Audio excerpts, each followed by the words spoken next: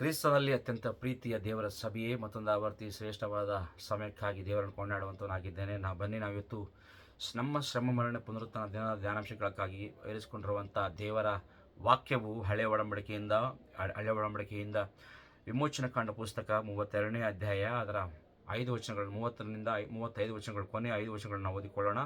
ಅದೇ ರೀತಿಯಲ್ಲಿ ಹೊಸ ಒಡಂಬಡಿಕೆಯಿಂದ ಅಪೊಸ್ತಲನಾದ ಪೌಲನು ರೋಮಪುರದವರಿಗೆ ಬರೆದ ಪತ್ರಿಕೆಯಿಂದ 5ನೇ ಅಧ್ಯಾಯದಿಂದ 6ರಿಂದ 11 ವಚನಗಳನ್ನು ನಾವು ಇವತ್ತು ಧ್ಯಾನ ಮಾಡಲಿಕ್ಕಿದ್ದೇವೆ. ಇವತ್ತಿನ ವಾಕ್ಯದ ಮುಖ್ಯ ತಲೆಬರಹ ಏನೆಂಬುದಾಗಿ ನೋಡುವಾಗ, ಭ್ರಷ್ಟತೆಯಿಂದ ಶ್ರೇಷ್ಠತೆಗೆ. ಕ್ರೂಜಿತನ ಉದ್ದೇಶ ನಿನ್ನೆ ದಿನದಲ್ಲಿ ನೋಡಿದ್ದೇವೆ, ಬಾನಿಸತ್ವದಿಂದ ಬಿಡುಗಡೆ ಎಂಬುದಾಗಿ, ಬಂಧನದಿಂದ ಬಿಡುಗಡೆ.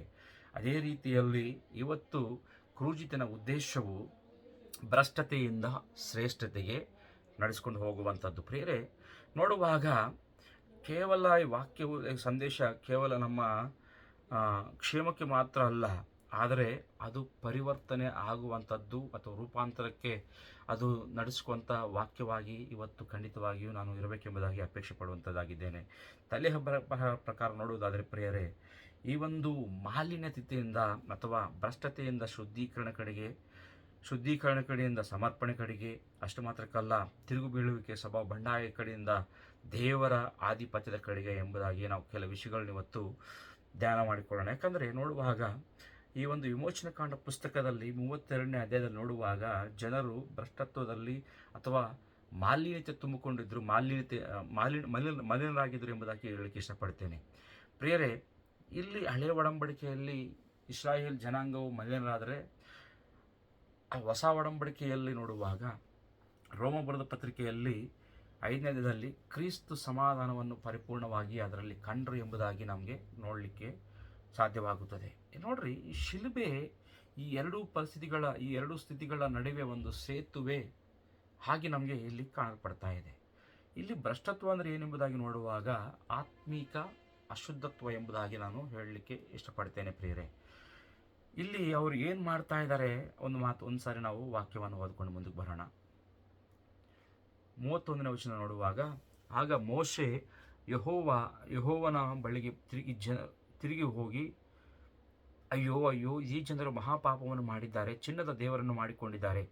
ಆದರೂ ನೀನು ಕರುಣೆ ಇಟ್ಟು ಅವರ ಪಾಪವನ್ನು ಕ್ಷಮಿಸಬೇಕು, ಇಲ್ಲವಾದರೆ ನೀನು ಬರೆದಿರುವ ಜೀವಿತರ ಪಟ್ಟಿಯಿಂದ ನನ್ನ ಹೆಸರನ್ನು ಅಳಿಸಿಬಿಡಬೇಕೆಂದು ಕೇಳಿಕೊಳ್ಳುತ್ತೇನೆ ಎಂದು ಪ್ರಾರ್ಥಿಸಿದನು. ಅದಕ್ಕೆ ಯೆಹೋವನು, ಯಾರು ನನ್ನ ಮಾತನ್ನು ಮೀರಿ ಪಾಪ ಮಾಡಿದ್ದಾರೋ ಅವರ ಹೆಸರುಗಳನ್ನೇ ನನ್ನ ಬಳಿಯಲ್ಲಿರುವ ಪಟ್ಟಿಯಿಂದ ನಾನು ಅಳಿಸಿಬಿಡುವೆನು. ನೀನು ಇಲ್ಲಿಂದ ಹೊರಟು ನಾನು ನಿನಗೆ ಹೇಳಿದ ದೇಶಕ್ಕೆ ಜನರನ್ನು ನಡೆಸಿಕೊಂಡು ಹೋಗು. ನನ್ನ ದೂತನು ನಿನ್ನ ಮುಂದೆಗಡೆಯಲ್ಲಿ ನಡೆಯುವನು. ಆದರೂ ನಾನು ಅವರನ್ನು ಶಿಕ್ಷಿಸುವಾಗ ಅವರ ಪಾಪಕ್ಕೆ ತಕ್ಕಂತೆ ಶಿಕ್ಷಿಸುವೆನು. ಇಸ್ರಾಯೇಲರು ಆರೋನ ಕೈಯಿಂದ ಬಸವನನ್ನು ಮಾಡಿಕೊಂಡಿದ್ದರಿಂದ ಯೆಹೋವನು ಅವರನ್ನು ದಂಡಿಸಿದನೆಂಬುದಾಗಿ ವಾಕ್ಯದಲ್ಲಿ ನೋಡ್ತಾ ಇದ್ದೇವೆ. ಇಲ್ಲಿ ನಮಗೆಲ್ಲರಿಗೂ ಗೊತ್ತಿರುವಂಥ ಈ ಸನ್ನಿವೇಶ. ಪ್ರಿಯರೇ, ಮೋಶೆ ದೇವರ ಕಡೆಗೆ ಬೆಟ್ಟದ ಕಡೆಗೆ 40 ದಿನ 40 ರಾತ್ರಿ ಹಗಲಿರಲು ಆತನ ಉಪವಾಸ ಕಡೆಗೆ ಹೋಗಿರುವಾಗ ಈ ಜನಾಂಗ ಏನು ಮಾಡ್ತಾ ಇದೆ, ಇಸ್ರಾಯೇಲ್ ಜನಾಂಗ ಎಂಬುದಾಗಿ ನೋಡುವಾಗ ಅಹರೋನನ ಸಹಾಯದಿಂದ ನಮಗೆ ಅವರು ಮಾಡ್ತಿರುವಂಥ ಕಾರ್ಯ ಏನೆಂಬುದಾಗಿ ನೋಡುವಾಗ ಪ್ರಿಯರೇ, ಅಲ್ಲಿ ನಮಗೆ ಯಾರು ಇಲ್ಲ, ನಮಗೆ ನಡೆಸುವಂಥದ್ದು ಈ ಬಸವ ಮೂರ್ತಿ ಎಂಬುದಾಗಿ ಅವರು ಹೇಳಿಕೊಳ್ಳುತ್ತಾ ಆ ಒಂದು ಕಾರ್ಯವನ್ನು, ಆ ಬಸವನನ್ನು ಅಹರೋನನ ಸಹಾಯದಿಂದ ಅವ್ರಿಗಿರುವಂಥ ಎಲ್ಲ ಬಂಗಾರವನ್ನೆಲ್ಲ ತೆಗೆದಾಕಿ ಬಸವನನ್ನು ಅಲ್ಲಿ ಮಾಡ್ತಿರುವಂಥದ್ದು ಸಂದರ್ಭವನ್ನು ನಾವು ನೋಡ್ತಾ ಇದ್ದೇವೆ. ಪ್ರಿಯರೇ, ಇಲ್ಲಿ ಏನಾಗ್ತಾ ಇದೆ ಎಂಬುದಾಗಿ ನೋಡುವಾಗ ಅದು ಆತ್ಮೀಯ ಭ್ರಷ್ಟತ್ವಕ್ಕೆ ದಾರಿ ಮಾಡ್ಕೊಂಡು ಹೋಗ್ತಾ ಇದೆ. ಪ್ರಿಯರೇ, ಅವ್ರು ನೋಡ್ರಿ, 106ನೇ ಕೀರ್ತನೆ 19-20 ವರ್ಷಗಳು ನೋಡುವುದಾದರೆ 106ನೇ ಕೀರ್ತನೆ ಹತ್ರ 19 ಮತ್ತು 20 ವರ್ಷಗಳನ್ನ ನೋಡುವುದಾದರೆ, ಹೋರೇಬಿನಲ್ಲಿ ಎರಕದ ಬಸವನನ್ನು ಮಾಡಿ ಅದಕ್ಕೆ ಅಡ್ಡ ಬಿದ್ದರು. ಹೀಗೆ ಅವರು ತಮ್ಮ ದಿವ್ಯ ಮಹಿಮೆಯನ್ನು ಬಿಟ್ಟು ಹುಲ್ಲು ತಿನ್ನುವ ಎತ್ತಿನ ಜಡಮೂರ್ತಿಯನ್ನು ಹಿಡಿದುಕೊಂಡರು. ಏನು ಮಾಡ್ತಾ ಇದ್ದಾರೆ ಇಲ್ಲಿ? ಎರಕದ ಬಸವನನ್ನು ಮಾಡಿ ಅದಕ್ಕೆ ಅಡ್ಡ ಬಿದ್ದರು. ಹೀಗೆ ಅವರು ತಮ್ಮ ದಿವ್ಯ ಮಹಿಮೆಯನ್ನು ಬಿಟ್ಟು, ದೇವರ ಮಹಿಮೆಯನ್ನು ಬಿಟ್ಟು ಎರಕದ ಬಸವನ ಕಡೆಗೆ ಅವರು ಅಡ್ಡ ಬಿದ್ದು ನೋಡ್ರಿ, ದೇವರ ಮಹಿಮೆಯನ್ನು ಬಸವನಲ್ಲಿ ಅವರು ಬದಲಾಯಿಸ್ತಾರೆ, ರೂಪಾಂತರ ಅಲ್ಲಿಗೆ ಇದು ಮಾಡ್ತಾ ಇದ್ದಾರೆ ಎಂಬುದಾಗಿ ನಾವು ಸ್ಪಷ್ಟತೆಯಾಗಿ ನಾವು ನೋಡಬಹುದು. ಪ್ರಿಯರೇ, ಎಷ್ಟು ಭಯಂಕರವಾದ ಪಾಪ ಎಂಬುದಾಗಿ ನೋಡುವಾಗ ನಾವು ಸ್ಪಷ್ಟವಾಗಿ ಗಮನಿಸಬಹುದು. ಇಲ್ಲಿ ನಾವು ಗಮನಿಸಬೇಕಾಗಿರುವಂಥ ವಿಷಯ ಎಂಬುದಾಗಿ ನೋಡುವಾಗ, ಈ ಆರಾಧನೆಯನ್ನು ದೇವರಿಗೆ ಮಾಡಬೇಕಾಗಿರುವಂಥ ಆರಾಧನೆಯನ್ನು ಬಸವನಿಗೆ ಮಾಡ್ತಾ ಇದ್ದಾರೆ. ದೇವರೊಂದಿಗೆ ಸಂಬಂಧವನ್ನು ಅವರು ಕಳೆದುಕೊಳ್ತಾ ಇದ್ದಾರೆ, ತೀರ್ಪಿಗೆ ಕಾರಣವೂ ಆಗ್ತಾ ಇದ್ದಾರೆ ಎಂಬುದಾಗಿ ನಾವು ಗಮನಿಸಬಹುದು ಪ್ರಿಯರೇ. ನೋಡ್ರಿ, ಯಾಕಂದರೆ ಸ್ವಲ್ಪವಾದರೂ ಅವರಿಗೆ ತಾಳ್ಮೆ ಅನ್ನೋದು ಇಲ್ಲ ಎಂಬುದಾಗಿ ಇಲ್ಲಿ ನಾವು ಕಾಣಬಹುದು. ಹೌದಾ ಅಲ್ರಿ? ಯಾಕಂದರೆ ಪ್ರಿಯರೇ, ಇಲ್ಲಿ ಅವರು ಎಷ್ಟು ದಿನ ಅದಕ್ಕಿಂತ ಮುಂಚೆ ಅವರೆಲ್ಲ ನೋಡಿದ್ದಾರೆ. ಏನು ನೋಡಿದಾರಪ್ಪ ಅಂತಂದರೆ, ದೇವರು ಮಾಡಿರುವಂಥ ಶ್ರೇಷ್ಠವಾದ ಕಾರ್ಯಗಳನ್ನು, ಅದಕ್ಕಿಂತ ಮುಂಚೆ ಅದ್ಭುತ ಕಾರ್ಯಗಳನ್ನು ನೋಡಿದ್ದಾರೆ. ದೇವರು ಯಾವ ರೀತಿಯಲ್ಲಿ ಅವರನ್ನು ಬಿಡುಗಡೆ ಮಾಡಿದಾನೋ ಐಗುಪ್ತ ದೇಶದಿಂದ ಅವರು ಕಣ್ಣಾರೆ ನೋಡಿದ್ದಾರೆ. ಅಷ್ಟು ಮಾತ್ರಕ್ಕಲ್ಲ, ದೇವರ ಶಬ್ದವನ್ನು ಅವರು ಕಿವಿಯಾರೆ ಕೇಳಿದ್ದಾರೆ. ಅದು ಅಷ್ಟು ಮಾತ್ರಕ್ಕೆ ಅಲ್ಲ, ಅವರು ಈ ಒಂದು ವಿಮೋಚನಕಾಂಡ ಪುಸ್ತಕ 20ನೇ ಅಧ್ಯಾಯದಲ್ಲಿ ನೋಡುವಾಗ ದೇವರೊಟ್ಟಿಗೆ ಅವರು ಒಡಂಬಡಿಕೆಯಲ್ಲಿಯೂ ಸಹ ಅವರು ಪ್ರವೇಶವನ್ನು ಮಾಡಿದ್ದಾರೆ ಎಂಬುದಾಗಿ ನಾವು ನೋಡ್ತಾ ಇದ್ದೇವೆ. ಆದರೂ ಸಹ ಅವರು ಬಸವನ ಎರಕ ಮೂರ್ತಿಯನ್ನು ಅಲ್ಲಿ ಮಾಡಿ ದೇವರಿಗೆ ವಿರುದ್ಧವಾದ ಪಾಪವನ್ನು ಮಾಡಿದ್ದಾರೆ. ಏನು ತೋರಿಸ್ತಾ ಇದೆ ಇಲ್ಲಿ ನೋಡುವಾಗ, ಈ ಆತ್ಮೀಯ ಭ್ರಷ್ಟತ್ವ ಎಲ್ಲಿಂದ ಆರಂಭವಾಗುತ್ತಿದೆ ಎಂಬುದಾಗಿ ನೋಡುವಾಗ ಪ್ರಿಯರೇ, ಅದು ಮನುಷ್ಯನಲ್ಲಿರುವಂಥ ಅಭದ್ರತಾ ಭಾವ ಅಥವಾ ತಾಳ್ಮೆ ಇಲ್ಲಾರದ ಸ್ವಭಾವದಿಂದ ಅದು ನಮಗೆ ಬರುವಂಥದ್ದಾಗಿ ಇದೆ ಎಂಬುದಾಗಿ ನಾವು ನೋಡ್ತಾ ಇದ್ದೇವೆ. ಅಷ್ಟು ಮಾತ್ರಕ್ಕಲ್ಲ ಪ್ರಿಯರೇ, ಇಲ್ಲಿ ನೋಡುವಾಗ ಅವರ ತಾಳ್ಮೆಯನ್ನು ಕಳೆದುಕೊಂಡು, ಇಲ್ಲಿ ಇನ್ನೊಂದು ಎರಡನೇ ವಿಷಯ ನೋಡುವಾಗ ನಾವು ಅವರಲ್ಲಿ ಸ್ಥಿರತ್ವವನ್ನು ಇಲ್ಲ ಎಂಬುದಾಗಿ ನೋಡ್ತಾ ಇದೆ. ಆತ್ಮೀಯ ಸ್ಥಿರತ್ವ ಅವರಿಲ್ಲ, ನಂಬಿಕೆ ವಿಶ್ವಾಸ ಅವರಲ್ಲಿ ಸ್ಥಿರವಾಗಿ ಇಲ್ಲ ಪ್ರಿಯರೇ. ಅಷ್ಟು ಮಾತ್ರಕ್ಕಲ್ಲ, ಅವರ ಆಶೆ ಅದು ಆರಾಧನೆ ಕಡೆಗೆ ನಡೆಸುವಂಥದ್ದಾಗಿದೆ. ಮನುಷ್ಯನ ಜೀವಿತ ಎಷ್ಟು ಬಲಹೀನವಾಗಿದೆ ಎಂಬುದಾಗಿ ಇಲ್ಲಿ ನೋಡಬಹುದು ಪ್ರಿಯರೇ. ಇದು ಏನೆಲ್ಲ ಕಲುಷಿತವಾಗಿ ಮಾಡ್ತಿದೆ ಎಂಬುದಾಗಿ ನೋಡುವಾಗ, ಅವರ ಹೃದಯವನ್ನು ಕಲುಷಿತ ಮಾಡಿತು, ಅವರ ಮನಸ್ಸನ್ನು ಕಲುಷಿತ ಮಾಡಿತು, ಅವರ ತಲೆಯನ್ನು ಕಲುಷಿತ ಮಾಡಿತು, ಅವರ ಸಮಾಜವನ್ನು ಕಲುಷಿತ ಮಾಡಿತು. ಅಷ್ಟು ಮಾತ್ರಕ್ಕಲ್ಲ, ದೇವರ ಒಡಂಬಡಿಕೆಯನ್ನು ಅವರು ಮೀರಿ ಪಾಪವನ್ನು ಮಾಡಿದ್ದಾರೆ ಎಂಬುದಾಗಿ ನೋಡ್ತಾ ಇದ್ದೇವೆ. ಹಾಗಾದರೆ ಇದು ಹಳೆಯ ಒಡಂಬಡಿಕೆಯ ಒಂದು ಸಾರಾಂಶವನ್ನು ನಾವು ನೋಡಿದ್ದೇವೆ. ಎರಡನೇ ವಿಷಯಕ್ಕೆ ನಾವು ಬಂದಾಗ, ನಾವು ಪ್ರಿಯರೇ ನಾವು ಗಮನಿಸಬೇಕಾಗಿರುವಂಥ ವಿಷಯ ನೋಡುವಾಗ, ಇವತ್ತು ಮಾನವ ಕೋಟಿಯ ಒಂದು ಭ್ರಷ್ಟತ್ವ, ಯೂನಿವರ್ಸಲ್ ಕರಪ್ಷನ್ ಎಂಬುದಾಗಿ ನಾವು ಹೇಳಲಿಕ್ಕೆ ಇಷ್ಟಪಡ್ತೇನೆ ಪ್ರಿಯರೇ. ಅದೇ ರೀತಿಯಲ್ಲಿ ನಾವು ಹೊಸ ಒಡಂಬಡಿಕೆ ನಾವು ಬರೋದಾದರೆ ಆ ಮಾತುಗಳನ್ನ ನೋಡಿಕೊಂಡು ಮುಂದಕ್ಕೆ ಹೋಗೋಣ. ಯಾವ ರೀತಿಯಲ್ಲಿ ಇವತ್ತು ಮಾನವ ಕುಲ ಭ್ರಷ್ಟತ್ವ ಆಗೋಗಿತ್ತು ಅದು ನಾವು ನೋಡುವಾಗ ಸ್ಪಷ್ಟವಾಗಿ ನಾವು ಗಮನಿಸಬಹುದು. ರೋಮಪುರದ ಪತ್ರಿಕೆ 5ನೇ ಅಧ್ಯಾಯ 6ರಿಂದ 11 ನೋಡುವಾಗ, ನಾವು ಅಶಕ್ತರಾಗಿದ್ದಲ್ಲಿ ಕ್ರಿಸ್ತನು ನೇಮಿತ ಕಾಲದಲ್ಲಿ ಭಕ್ತಿಹೀನರಿಗೋಸ್ಕರ ಪ್ರಾಣ ಕೊಟ್ಟನು. ನೀತಿವಂತರಿಗೋಸ್ಕರ ಯಾರಾದರೂ ಪ್ರಾಣ ಕೊಡುವುದು ಅಪರೂಪ, ಉಪಕಾರಿಗೋಸ್ಕರ ಪ್ರಾಣ ಕೊಡುವುದಕ್ಕೆ ಯಾವನಾದರೂ ಧೈರ್ಯ ಮಾಡಿದರೂ ಮಾಡ್ಯಾನು. ಆದರೆ ನಾವು ಪಾಪಿಗಳಾಗಿದ್ದಾಗಲೂ ಕ್ರಿಸ್ತನು ನಮಗೋಸ್ಕರ ಪ್ರಾಣ ಕೊಟ್ಟದರಲ್ಲಿ ದೇವರ ನಮ್ಮ ಮೇಲೆ ತನಗಿರುವ ಪ್ರೀತಿಯನ್ನು ಸಿದ್ಧಾಂತಪಡಿಸಿದ್ದಾನೆ. ಈಗ ನಾವು ಆತನ ರಕ್ತದಿಂದ ನೀತಿವಂತರಾಗಿ ಆತನ ಮೂಲಕ ಬರುವ ಕೋಪಕ್ಕೆ ತಪ್ಪಿಸಿಕೊಳ್ಳುವುದು ಮತ್ತೂ ನಿಶ್ಚಯವಲ್ಲವೇ? ದೇವರಿಗೆ ವೈರಿಗಳಾಗಿದ್ದ ನಾವು ಆತನ ಮಗನ ಮರಣದ ಮೂಲಕ ಆತನೊಂದಿಗೆ ಸಮಾಧಾನವಿರಲಾಗಿ ಆತನ ಕೂಡ ಸಮಾಧಾನವಾದ ನಮಗೆ ಆ ಮಗನಿರುವ ಜೀವನ ರಕ್ಷಣೆಯಾಗುವುದು ಮತ್ತೂ ನಿಶ್ಚಯವಲ್ಲವೇ ಎಂಬುದಾಗಿ ನೋಡ್ತಾ ಇದ್ದೇವೆ. ಇದು ನೋಡುವಾಗ ಮಾನವ ಕುಲ ಯಾವ ರೀತಿಯಲ್ಲಿ ಭ್ರಷ್ಟತ್ವದಲ್ಲಿ ಕಳೆದು ಹೋಗಿತ್ತು ಎಂಬುದಾಗಿ ನೋಡುವಾಗ ಪ್ರಿಯರೇ, ಮೊಟ್ಟ ಮೊದಲನೇ ವಿಷಯ ಅಪೊಸ್ತಲನಾದ ಪೌಲನು ಹೇಳ್ತಾ ಇದ್ದಾನೆ, ನಾವು ಅಶಕ್ತರು ಎಂಬುದಾಗಿ ಹೇಳ್ತಾ ಇದ್ದಾನೆ. ಅಷ್ಟು ಮಾತ್ರಕ್ಕಲ್ಲ, ಎರಡನೇ ವಿಷಯ ನೋಡುವಾಗ 6ನೇ ವಚನದಲ್ಲಿ ಭಕ್ತಿಹೀನರು ಎಂಬುದಾಗಿ ಹೇಳ್ತಾ ಇದ್ದಾನೆ. ಅಷ್ಟು ಮಾತ್ರಕ್ಕಲ್ಲ, 3ನೇ ವಿಷಯದಲ್ಲಿ ನೋಡುವಾಗ 7ನೇ ವಚನದಲ್ಲಿ 8ನೇ ವಚನದಲ್ಲಿ ಪಾಪಿಗಳಾಗಿದ್ದಾಗಲೂ, ಅಂದರೆ ನಾವು ಅಶಕ್ತರು, ಭಕ್ತಿಹೀನರು, ಪಾಪಿಗಳು. ಅಷ್ಟು ಮಾತ್ರಕ್ಕಲ್ಲ, 4ನೇ ವಿಷಯದಲ್ಲಿ ನೋಡುವಾಗ 9ನೇ ವಿಷಯದಲ್ಲಿ ಕೋಪಕ್ಕೆ ತಪ್ಪಿಸಿಕೊಳ್ಳುವುದು. ಕೋಪಕ್ಕೆ ನಾವು ಅಂದರೆ ದೇವರ ಕೋಪಕ್ಕೆ ನಾವು ಗುರಿಯಾಗಿರುವಂಥ ವ್ಯಕ್ತಿಗಳಾಗಿ ನೋಡಬಹುದು.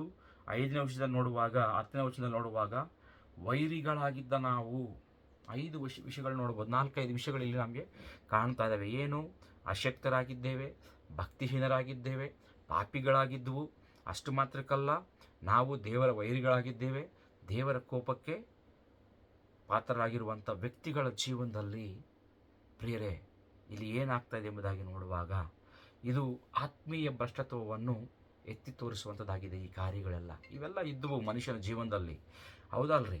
ಇವೆಲ್ಲವನ್ನು ಸಹ ದೇವರು ತನ್ನ ಪ್ರೀತಿಯ ಕುಮಾರನಾಗಿರುವಂಥ ಯೇಸು ಕ್ರಿಸ್ತನ, ಯಾಕಂದರೆ ವಾಕ್ಯವು ಹೇಳ್ತಾ ಇದೆ, ಪೌಲ್ ರೋಮಪುರದವರಿಗೆ ಬರೆದ ಪತ್ರಿಕೆ 3:23 ಅಧ್ಯಾಯದಲ್ಲಿ ನೋಡುವಾಗ ಪ್ರಿಯರೇ, ಯಾವನೂ ಇಲ್ಲ, ಒಬ್ಬನೂ ಇಲ್ಲ, ಎಲ್ಲರೂ ಸಹ ಪಾಪವನ್ನು ಮಾಡಿ ದೇವರ ಮಹಿಮೆಯನ್ನು ಕಳೆದುಕೊಂಡಿದ್ದಾರೆ ಎಂಬುದಾಗಿ ಹೇಳ್ತಾ ಇದೆ. ಅಷ್ಟು ಮಾತ್ರಕ್ಕಲ್ಲ, ಯೆರೆಮೀಯನ ಪ್ರವಾದ ಗ್ರಂಥದಲ್ಲಿ ನೋಡುವಾಗ 17:9 ವರ್ಷದಲ್ಲಿ ಹೃದಯವು ಬಹು ಘೋರವಾಗಿದ್ದು ಬಹು ವ್ಯಾಧಿ ಉಳ್ಳತೆ ಎಂಬುದಾಗಿ ದೇವರ ವಾಕ್ಯವು ನಮಗೆ ತಿಳಿಸ್ಕೊಡುವಂಥದ್ದಾಗಿದೆ ಪ್ರಿಯರೇ. ಯಾಕಂದರೆ ಆತ್ಮೀಯ ಭ್ರಷ್ಟತ್ವ ಆರಂಭವಾಗುವುದೇ ಇಲ್ಲಿಂದ. ಇದನ್ನು ಶುದ್ಧಿ ಇದನ್ನು ಮಾಡುವಂಥ ಯಾರಿಗೂ ಅದು ತಿಳಿದ ಕಾರ್ಯ ಎಂಬುದಾಗಿ ನೋಡ್ತಾ ಇದೆ. ಯಾರು ಕೂಡ ಆ ಅಶುದ್ಧತ್ವವನ್ನು ಅಥವಾ ಮಲಿನವಾಗಿರುವಂಥ ಪರಿಸ್ಥಿತಿಯನ್ನು ಅದನ್ನು ಯಾರು ಕೂಡ ಶುದ್ಧತೆ ಮಾಡಲಿಕ್ಕೆ ಸಾಧ್ಯವಿಲ್ಲ. ಆ ಭ್ರಷ್ಟತೆಯಿಂದ ಶ್ರೇಷ್ಠದ ಕಡೆಗೆ ನಡೆಸ್ಕೊಂಡು ಹೋಗುವಂಥ ಶಕ್ತಿ ಯಾವ ಮಾನವನಿಗೂ ಇಲ್ಲ ಎಂಬುದಾಗಿ ನಾವು ಗಮನಿಸಬೇಕು. ಯಾಕಂದರೆ ಈ ಒಂದು ಭ್ರಷ್ಟತ್ವ ಕೇವಲ ಶರೀರಕ್ಕೆ ಅಂಟುಕೊಂಡಿದ್ದಲ್ಲ, ಆದರೆ ನಮ್ಮ ಆತ್ಮಕ್ಕೆ ಅದು ಅಂಟುಕೊಂಡಿರುವಂಥ ವಿಷಯವಾಗಿದೆ. ಈ ಭ್ರಷ್ಟತ್ವ ಮನುಷ್ಯನನ್ನು ಏನು ಮಾಡುವಂಥದ್ದಾಗಿದೆ ಅಂದರೆ ಆತ್ಮೀಯ ರೀತಿಯಲ್ಲಿ ಕುಗ್ಗಿಸಿ ಅದನ್ನು ಕೊಳಕು ಸ್ವಭಾವಕ್ಕೆ, ಅಂದರೆ ತಿಂದು ಹೋಗುವಷ್ಟು, ಲಾಸ್ಟಿಗೆ ಡಿಕೆ ಮಾಡುವಷ್ಟು ಪರಿಸ್ಥಿತಿ ಕೂಡ ತಗೊಂಡು ಹೋಗುವಂಥದ್ದು. ಹಾಗಾದರೆ ಪ್ರಿಯರೇ, ಇಸ್ರಾಯೇಲರ ಮಧ್ಯದಲ್ಲಿ ಅಲ್ಲಿ ಮೋಶೆ ಬರ್ತಾ ಇದ್ದಾನೆ ಮಧ್ಯವರ್ತಿಯಾಗಿ. ದೇವರೇ, ಇವರ ಪಾಪವನ್ನು ಕ್ಷಮಿಸಿ, ಇಲ್ಲಾಂದರೆ ನನ್ನ ಹೆಸರನ್ನು ಜೀವಬದ್ಧ ಹೆಸರ ಪಟ್ಟಿಯಿಂದ ತೆಗೆದುಹಾಕು ಎಂಬುದಾಗಿ ಹೇಳ್ತಾ ಇದ್ದಾನೆ. ದೇವರು ಅದಕ್ಕೆ ಒಪ್ಪಲಿಲ್ಲ. ನಾನು ಯಾರ್ಯಾರು ಪಾಪ ಮಾಡಿದಾರೆ ಅವರಿಗೆ ನಾನು ಅದನ್ನು ತೀರಿಸ್ತೇನೆ ಎಂಬುದಾಗಿ ಅಲ್ಲಿ ವಾಕ್ಯದಲ್ಲಿ ನೋಡ್ತಾ ಇದ್ದೇವೆ. ಆದರೆ ಹೊಸ ಒಡಂಬಡಿಕೆ ಬರುವಾಗ ಪ್ರಿಯರೇ, ಆ ಒಂದು ಶ್ರೇಷ್ಠತೆ ಕಾರ್ಯವನ್ನು, ಆ ಒಂದು ಭ್ರಷ್ಟತೆಯಿಂದ ಶುದ್ಧಿ ಮಾಡಲಿಕ್ಕೆ ದೇವರು ತನ್ನ ಪ್ರೀತಿಯ ಮಗನಾಗಿರುವಂಥ ಯೇಸು ಕ್ರಿಸ್ತನ ಮುಖಾಂತರ ಆ ಶುದ್ಧತ್ವ ಕಾರ್ಯಾಚರಣೆಯನ್ನು ಇಲ್ಲಿ ಪ್ರಾರಂಭವಾಗಿರುವಂಥದ್ದು ನಾವು ನೋಡ್ತಾ ಇದ್ದೇವೆ. ಯಾಕಂದರೆ ಪ್ರಿಯರೇ, ಅಲ್ಲಿ ಇಸ್ರಾಯೇಲ್ ಮಧ್ಯವರ್ತಿಯಾಗಿ ಮೋಶೆ ಬಂದಿದ್ದ, ಆದರೆ ಆ ಕಾರ್ಯವು ನಡೆದಿಲ್ಲ. ಆದರೆ ನಿನಗೋಸ್ಕರ, ನನಗೋಸ್ಕರ, ಈ ಪ್ರಪಂಚವಿಡೀ ಮಾನವಾಳಿ, ಈ ಮಾನವ ಕುಲ ಆತ್ಮೀಯ ಭ್ರಷ್ಟತ್ವದಲ್ಲಿ ಮುಳುಗಿ ಹೋಗಿರುವಾಗ ಅದಕ್ಕೆ ಸಬ್ಸ್ಟಿಟ್ಯೂಷನ್ ಯೇಸು ಕ್ರಿಸ್ತ ನಿನ್ನ ಸ್ಥಾನದಲ್ಲಿ, ನನ್ನ ಸ್ಥಾನದಲ್ಲಿ ಆತನು ಬಂದಿದ್ದಾನೆ. ಅದಕ್ಕೋಸ್ಕರವೇ ಅದಕ್ಕೆ ಅವಾಗಲೇ ನಾವು ಓದಿರೋ ವಾಕ್ಯದಲ್ಲಿ ನೋಡುವಾಗ, ರೋಮಪುರದವರಿಗೆ 5ನೇ ಅಧ್ಯಾಯದಲ್ಲಿ 8ನೇ ವಚನ 9ನೇ ವಚನ ನೋಡುವಾಗ, ನಾವಿನ್ನೂ ಪಾಪದ ಸ್ಥಿತಿಯಲ್ಲಿ ಇರುವಾಗಲೇ ನನಗೋಸ್ಕರ, ನಮಗೋಸ್ಕರ ಯೇಸು ಕ್ರಿಸ್ತ ನಮ್ಮ ಸ್ಥಾನದಲ್ಲಿ ಆತನು ಪಾಪವಾಗಿ ಆತನ ಮರಣವನ್ನು ಹೊಂದಿಕೊಂಡಿದ್ದಾನೆ ಎಂಬುದಾಗಿ, ಹಿ ಡೈಡ್ ಫಾರ್ ಅಸ್ ಎಂಬುದಾಗಿ ನಮಗೆ ದೇವರ ವಾಕ್ಯವು ಸ್ಪಷ್ಟವಾಗಿ ಹೇಳ್ತಾ ಇದೆ ಪ್ರಿಯರೇ. ಯಾಕಂದರೆ ಇಲ್ಲಿ ಶಿಲುಬೆ ನೋಡುವಾಗ ಕೇವಲ ಒಂದು ಸೆಂಟಿಮೆಂಟ್, ಭಾವನಾತ್ಮಕವಾಗಿರುವಂಥ ವಿಷಯವಲ್ಲ, ಆದರೆ ನಿನ್ನ ಸ್ಥಾನದಲ್ಲಿ, ನನ್ನ ಸ್ಥಾನದಲ್ಲಿ ನಿಂತುಕೊಂಡಿರುವಂಥ ಅದು ಶ್ರೇಷ್ಠವಾದ ಸೇತುವೆ ಎಂಬುದಾಗಿ ನಾನು ಹೇಳಲಿಕ್ಕೆ ಇಷ್ಟಪಡ್ತೇನೆ ಪ್ರಿಯರೇ. ನೋಡ್ರಿ, ಅದಕ್ಕೋಸ್ಕರ ಯೇಸು ಕ್ರಿಸ್ತನ ನಿನಗೋಸ್ಕರ, ನನಗೋಸ್ಕರ ದೇವರು 2ನೇ ಕೊರಿಂಥಿ 5ನೇ ಅಧ್ಯಾಯ 21ನೇ ವಚನದಲ್ಲಿ ಹೇಳ್ತಾ ಇದೆ, ಯಾವ ಪಾಪವಿಲ್ಲ ಅನ್ನೋ ವ್ಯಕ್ತಿಯನ್ನು ಪಾಪಿಯನ್ನಾಗಿ ಮಾಡಿದ್ದಾನೆ. ಯಾಕಂದರೆ ನಿನ್ನಲ್ಲಿರುವಂಥ ಕೊಳಕು, ನನ್ನಲ್ಲಿರುವಂಥ ಆತ್ಮೀಯ ಭ್ರಷ್ಟತೆ, ಈ ಮಾಲಿನ್ಯವನ್ನು ಯಾರೂ ಅದು ಶುದ್ಧಿ ಮಾಡಲಿಕ್ಕೆ ಆಗುವುದಿಲ್ಲ. ಯೇಸು ಕ್ರಿಸ್ತನ ರಕ್ತವು ಮಾತ್ರ ಅದು ಶುದ್ಧಿ ಮಾಡಲಿಕ್ಕೆ ಸಾಧ್ಯ ಎಂಬುದಾಗಿ ಮೊದಲನೇ ಯೋಹಾನ ಬರೆದ ಪತ್ರಿಕೆಯಲ್ಲಿ 1ನೇ ಅಧ್ಯಾಯ 7ನೇ ವಚನದಲ್ಲಿ ನೋಡ್ತಾ ಇದ್ದೇವೆ. ಹಾಗಾದರೆ ಪ್ರಿಯರೇ, ಆತನ ಶಿಲುಬೆಯಿಂದ, ಆತನ ರಕ್ತದಿಂದ ಆಗಿರುವಂಥ ಕಲವರಿ ಕ್ರೂಜೆಯಲ್ಲಿ ಆಗಿರುವಂಥ ವಿಷಯಗಳೇನೆಂಬುದಾಗಿ ನೋಡುವಾಗ ಆ ಆತ್ಮೀಯ ಭ್ರಷ್ಟತ್ವದಿಂದ ನಮಗೆ ಪ್ರಿಯರೇ ರೂಪಾಂತರಕ್ಕೆ ಅದು ಬದಲಾಯಿಸಿದೆ ಎಂಬುದಾಗಿ ನಾನು ಹೇಳಲಿಕ್ಕೆ ಇಷ್ಟಪಡ್ತೇನೆ. ಅಷ್ಟು ಮಾತ್ರಕ್ಕಲ್ಲ, ಅದು ಅಲ್ಲಿ ದೇವರ ಉಗ್ರತೆ ಶಾಂತಿಗೊಂಡಿದೆ ಎಂಬುದಾಗಿ ನಾವು ನೋಡ್ತಾ ಇದ್ದೇವೆ ಪ್ರಿಯರೇ. ದೇವರ ನ್ಯಾಯ ತೀರ್ಪು ಅಲ್ಲಿ ಅದು ದೇವರ ಯೇಸು ಕ್ರಿಸ್ತ ಮುಖಾಂತರ ಸಮಾಧಾನವಾಗಿದೆ ಎಂಬುದಾಗಿ ನೋಡ್ತಾ ಇದ್ದೇವೆ. ಅಷ್ಟು ಮಾತ್ರಕ್ಕೆ ಅಲ್ಲಿ ಕೃಪೆ ಬಿಡುಗಡೆ ಆಗಿದೆ ಎಂಬುದಾಗಿ ನಾವು ಶಿಲುಬೆಯಲ್ಲಿ ನಾವು ಕಾಣಬಹುದು ಪ್ರಿಯರೇ. ಮೋಶೆ ಮುಖಾಂತರ ಆಗಲಿಲ್ಲ ಆದ ಕೆಲಸ ಯೇಸು ಕ್ರಿಸ್ತನ ವಿಷಯದಲ್ಲಿ ಅದು ಪರಿಪೂರ್ಣವಾಗಿ ಯೇಸು ಕ್ರಿಸ್ತನಲ್ಲಿ ಮಾಡಿ ಮುಗಿಸಿದ್ದಾನೆ ಎಂಬುದಾಗಿ ನೋಡ್ತದೆ. ಯಾಕಂದರೆ ಈ ಒಂದು ಶುದ್ಧೀಕರಣ ಕಾರ್ಯವು ಕ್ಷಮಾಪಣೆಗಿಂತ ಹೆಚ್ಚಾಗಿದೆ ಎಂಬುದಾಗಿ ಹೇಳಲಿಕ್ಕೆ ನಾನು ಇಷ್ಟಪಡ್ತೇನೆ. ಯಾಕಂದರೆ ಇದು ನಮ್ಮ ಅಶುದ್ಧತ್ವವನ್ನು ತೆಗೆದುಹಾಕುವಂಥದ್ದಾಗಿದೆ. ಅಷ್ಟು ಮಾತ್ರಕ್ಕಲ್ಲ, ನಮ್ಮಲ್ಲಿರುವಂಥ ನ್ಯಾಯ ತೀರ್ಪಿಗೆ ಒಳಗಾಗಬೇಕಿರುವಂಥ ವಿಷಯವನ್ನು ತೆಗೆದುಹಾಕುವಂಥದ್ದಾಗಿದೆ. ಅಷ್ಟು ಮಾತ್ರಕ್ಕಲ್ಲ, ದೇವರೊಟ್ಟಿಗೆ ಕಳೆದು ಹೋಗಿರುವಂಥ ಸಂಬಂಧವನ್ನು ತಿರುಗಿ ಪುನಃಸ್ಥಾಪವನ್ನು ಮಾಡುವಂಥ ಕಾರ್ಯವನ್ನು ಮಾಡಿರುವಂಥ ಶಕ್ತಿಯಾಗಿದೆ. ಅಷ್ಟು ಮಾತ್ರಕ್ಕಲ್ಲ, ನೀನು ನಾನು ಕಳೆದುಕೊಂಡಿರುವಂಥ ಒಂದು ಐಡೆಂಟಿಟಿ, ಒಂದು ಗುರುತನ್ನು ತಿರುಗಿ ದೇವರು ತನ್ನ ಮಗನೆಂಬುದಾಗಿ, ತನ್ನ ಕುಮಾರನೆಂಬುದಾಗಿ ನಿನ್ನೆ ನಾವು ನೋಡಿದ್ದೇವೆ, ಆತನು ನಮಗೆ ತಿರುಗಾ ಕೊಟ್ಟಿದ್ದಾನೆ ಪ್ರಿಯರೇ. ಅದಕ್ಕೋಸ್ಕರ ನಾವು ನೋಡುವುದಾದರೆ ನಾವು ಯಾವ ರೀತಿಯಲ್ಲಿ ಇಲ್ಲಿ ಗಮನಿಸಬೇಕಾಗಿದ್ದರೆ ಯೇಸು ಕ್ರಿಸ್ತನ ಶಿಲುಬೆ ಎಷ್ಟು ಶ್ರೇಷ್ಠವಾದ ಕಾರ್ಯವನ್ನು ಮಾಡಿದೆ ಎಂಬುದಾಗಿ ನಾವು ನೋಡ್ತಾ ಇದ್ದೇವೆ ಪ್ರಿಯರೇ. ಹಾಗಾದರೆ ಈ ಒಂದು ಶಿಲುಬೆಯ ವಿಷಯದಲ್ಲಿ ನಾವು ನೋಡೋದಾದರೆ ಪ್ರಿಯರೇ, ಒಂದು ವಿಮೋಚನ ಕಾಂಡ ಪುಸ್ತಕದಲ್ಲಿ ಅಲ್ಲಿ ನ್ಯಾಯ ತೀರ್ಪಿಗೆ ಅದು ಅವರು ಮಾಡಿರುವಂಥ ಭ್ರಷ್ಟತೆ ದೇವರ ನ್ಯಾಯ ತೀರ್ಪಿಗೆ ಅದು ಗುರು ಮಾಡಿತು. ಆದರೆ ಇಲ್ಲಿ ಹೊಸ ಒಡಂಬಡಿಕೆಯಲ್ಲಿ ನೋಡುವಾಗ ಈ ಶುದ್ಧೀಕರಣ ಕಾರ್ಯವು ದೇವರೊಟ್ಟಿಗೆ ತಿರುಗಿ ನನ್ನನ್ನು ಸಂಧಾನ ಮಾಡುವ ಕಾರ್ಯವಾಗಿ ನಾವು ನೋಡ್ತಾ ಇದ್ದೇವೆ. ಭ್ರಷ್ಟತ್ವದಿಂದ ಒಂದು ನ್ಯಾಯ ಅಂದರೆ ಪರಿಶುದ್ಧವಾಗಿ ಮಾರ್ಪಡಿರುವಂಥ ವ್ಯಕ್ತಿಗಳಾಗಿ ನೋಡ್ತಾ ಇದ್ದೇವೆ. ವೈರಿಗಳಾಗಿರುವಂಥ ನಮ್ಮನ್ನು ತಿರುಗಿ ದೇವರೊಟ್ಟಿಗೆ ಸಂಧಾನ ಮಾಡಿ ದೇವರ ಮಕ್ಕಳಾಗಿ ಮಾಡಲ್ಪಟ್ಟಿರುವಂಥ ಕಾರ್ಯವನ್ನು ನೋಡ್ತಾ ಇದ್ದೇವೆ. ನ್ಯಾಯ ತೀರ್ಪಿಗೆ ಗುರಿಯಾಗಬೇಕಂತ ನಮ್ಮನ್ನು ದೇವರು ತಪ್ಪಿಸಿ ನಮ್ಮನ್ನು ಕಾಪಾಡಿದ ಎಂಬುದಾಗಿ ನೋಡ್ತಾ ಇದ್ದೇವೆ ಪ್ರಿಯರೇ.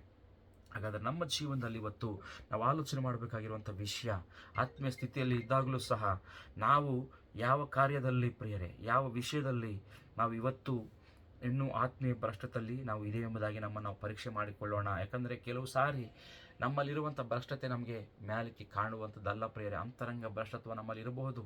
ಒಂದು ತಿಳಿಯದೇ ರೀತಿಯಲ್ಲಿರುವಂಥ ಒಂದು ರಹಸ್ಯ ಗರ್ವವಾಗಿ ಇರಬಹುದು, ರಹಸ್ಯ ಪಾಪವಾಗಿರಬಹುದು, ಅಥವಾ ಆತ್ಮೀಯ ಸ್ಥಿತಿಯಲ್ಲಿ ಕಾಂಪ್ರಮೈಸ್ ಅಥವಾ ಸ್ಥಿರತೆ ಇಲ್ಲದೆ ಎಲ್ಲದಕ್ಕೂ ಸರಿ ಬೀಳುವ, ಅದೇ ಯಾವುದೋ ಒಂದು ಒಂದು ನಾರ್ಮಲ್ ಆಗಿ ಕ್ರಿಶ್ಚಿಯನ್ ಜೀವನ ನಡೆಸ್ತಾ ಇರಬಹುದು. ಅಷ್ಟು ಮಾತ್ರಕ್ಕಲ್ಲ, ಬೇರೆ ವ್ಯಕ್ತಿಗಳ ವಿಷಯದಲ್ಲಿ ಕಹಿ ಎಂಬ ವಿಷಯವು ನನ್ನಲ್ಲಿರಬಹುದು.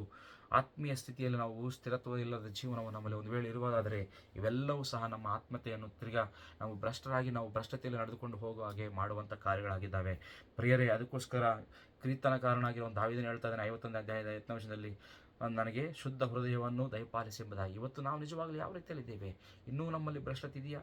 ಕ್ರಿಸ್ತನೆಲ್ಲ ಮಾಡಿ ಮುಗಿಸಿದ್ದಾನೆ. ಅದಾದ ಮೇಲೆ ಆತನಲ್ಲಿ ರಕ್ಷಣೆ ಹೊಂದಿಕೊಂಡಿರುವಂಥ ನಾವು ಇನ್ನೂ ಭ್ರಷ್ಟತ್ವಕ್ಕೆ ಕೆಲವು ವಿಷಯಗಳಿಂದ ನಾವು ಇನ್ನೂ ಆತ್ಮೀಯ ಮಾಲಿನ್ಯತೆಯನ್ನು ನಾವು ಹೊಂದಿಕೊಳ್ತಾ ಇದ್ದರೆ ದಾವೀದನ ಹಾಗೆ ನಾವು ಕೇಳುವಂಥ ವ್ಯಕ್ತಿಗಳಾಗಿರಬೇಕು ಪ್ರಿಯರೇ. ಯಾಕಂದರೆ ನಮ್ಮ ಸ್ವಂತ ಶಕ್ತಿ ಮೇಲೆ ನಾವು ಅದನ್ನು ಶುದ್ಧಿ ಮಾಡಿಕೊಳ್ಳಲಿಕ್ಕೆ ಸಾಧ್ಯವಿಲ್ಲ. ಯಾಕಂದರೆ ಅದು ಅಂಟುಕೊಂಡಿರುವುದು ಆತ್ಮಕ್ಕೆ ಎಂಬುದಾಗಿ ನಾನು ಹೇಳ್ತಾ ಇದ್ದೇನೆ.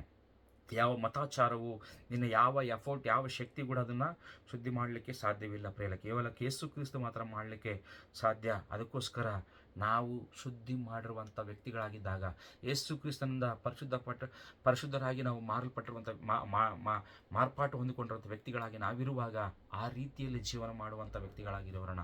ಪಾಪಿಗಳಾಗಿ ನಾವು ಇರುವಂಥದ್ದು ಬೇಡ ಪ್ರಿಯರೇ. ಮೊದಲನೇ ಪೇತ್ರ ಪುಸ್ತಕ 1ನೇ ಅಧ್ಯಾಯ 16ನೇ ವಚನದಲ್ಲಿ ನೋಡುವಾಗ, ನಾನು ಪರಿಶುದ್ಧ, ಅದಕ್ಕೋಸ್ಕರ ನೀವು ಸಹ ಪರಿಶುದ್ಧರಾಗಿ ಜೀವಿಸಿರಿ ಎಂಬುದಾಗಿ ದೇವರು ವಾಕ್ಯ ಹೇಳ್ತಾ ಇದೆ ಪ್ರಿಯರೇ. ಹಾಗಾದರೆ ಆತನು ಮಾಡಿರುವಂಥ ಕಾರ್ಯವನ್ನು ನಾವು ನೆನೆಸಿಕೊಳ್ಳೋಣ. ಸೀನಾಯಿ ಬೆಟ್ಟದ ಮೇಲೆ ಅಲ್ಲಿ ನೋಡುವಾಗ ಅಲ್ಲಿ ಭ್ರಷ್ಟತ್ವ ಬಹು ಶೀಘ್ರವಾಗಿ ಬಂತು. ಕಲ್ವರಿ ಶಿಲುವೆಯಲ್ಲಿ ನೋಡುವಾಗ ಪ್ರಿಯರೇ, ಅದು ಶಕ್ತಿಯುತವಾದ ಕಾರ್ಯವು ನನಗೋಸ್ಕರ ದೇವರು ಎಲ್ಲಿವರೆಗಾದರೂ ಹೋಗ್ತಾನೆ ಎಂಬ ಕಾರ್ಯವನ್ನು ನಾವು ಅಲ್ಲಿ ನೋಡ್ತಾ ಇದ್ದೇವೆ ಪ್ರಿಯರೇ.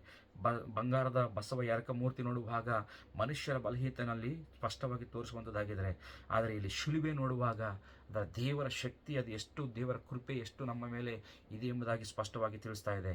ಇಲ್ಲಿ ನೋಡುವಾಗ ಪ್ರಿಯರೇ, ಭ್ರಷ್ಟತ್ವದಿಂದ ನಿನ್ನನ್ನು ಶುದ್ಧಿ ಮಾಡಿರುವಾಗ, ಅಶುದ್ಧತ್ವದಿಂದ ನಾನು ಕೃಪೆ ಕಡೆಗೆ ನಡೆಸಿಕೊಂಡು ಬಂದಿರುವಾಗ, ದೇವರಿಂದ ವೈರಿಗಳಾಗಿರುವಂಥ ನಿನ್ನನ್ನು ಆತನ ಆತನ ಕಾರ್ಯದಿಂದ ನಿನ್ನನ್ನು ಮತ್ತೆ ಆತನ ಸಂಬಂಧದಲ್ಲಿ ಒಂದುಗೂಡಿಸಿದಾಗ ಪ್ರಿಯರೇ, ಆ ಶಕ್ತಿಯನ್ನು ನಾವು ಅರ್ಥಕೊಂಡು ಶಿಲುಬೆಯ ಅಡಿಯಲ್ಲಿ ನಮ್ಮನ್ನು ನಾವು ಪರೀಕ್ಷೆ ಮಾಡಿಕೊಂಡು ಆತನಿಗೆ ಇಷ್ಟ ಪ್ರಕಾರ ಪರಿಶುದ್ಧವಾದ ಜೀವನವನ್ನು ನಾವು ಜೀವಿಸಿ ಆತನಿಗೆ ಮೆಚ್ಚುಗೆ ಆಗಿರುವಂಥ ಪಾತ್ರೆಯಾಗಿ ನಾವು ಈ ಆತ್ಮಯಾತ್ರೆಯಲ್ಲಿ ನಾವು ನಡೆಸ್ಕೊಂಡು ಹೋಗೋಣ. ದೇವರು ನಿಮ್ಮನ್ನು ಆಶೀರ್ವಾದ ಮಾಡಿ. ಚಿನ್ನ ಪ್ರಾರ್ಥನೆ ಮಾಡಿಕೊಳ್ಳೋಣ. ಚಿಕ್ಕ ಪ್ರಾರ್ಥನೆ. ಪರಿಶುದ್ಧನೇ, ಮಹೋನ್ನತನೇ, ಮತ್ತೊಂದು ಆವರ್ತನಿಗೆ ವಂದನೆಗಳನ್ನು ಸಲ್ಲಿಸ್ತಾ ಇದ್ದೇನೆ ರಾಜ. ಈ ಒಂದು ಉದಯಕಾಲ ಸಮಯದಲ್ಲಿ ರಾಜ, ಈ ವಾಕ್ಯದ ಮುಖಾಂತರ ನಮ್ಮೊಟ್ಟಿಗೆ ಮಾತನಾಡಿರುವಂಥ ವಿಧಾನಕ್ಕಾಗಿ ನಿಮ್ಮನ್ನು ಕೊಂಡಾಡ್ತಾ ಇದ್ದೇವೆ ರಾಜ.